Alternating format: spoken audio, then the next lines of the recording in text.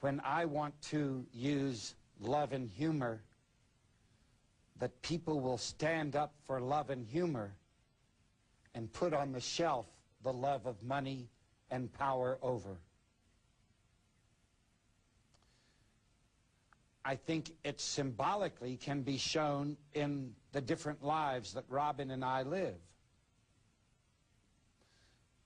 And I'd like to preface this to say Robin is a beautiful man. I lived in his home. I always saw him kind and gracious. I never saw him act like he was rich and famous. However, he made $21 million for 4 months of pretending to be me in a very simplistic version, and did not give $10 to my free hospital.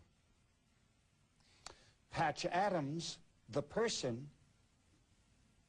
would have, if I had Robin's money, given all $21 million to a free hospital in a country where 80 million people cannot get care.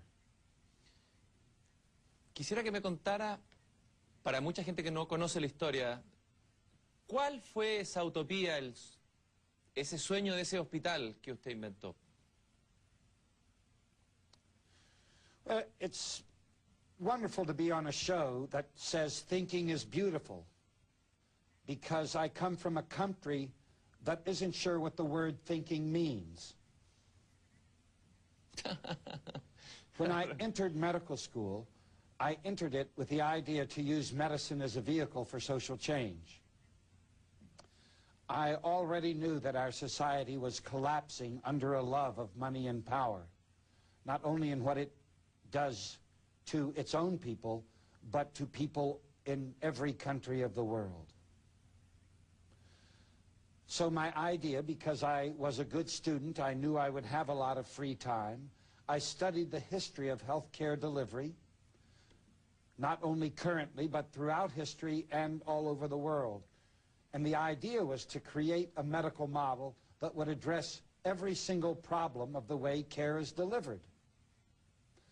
I would suggest this is out of the healthy history of science. Here is something a society needs, health care, and it is our job to give this health care to address the needs of the people.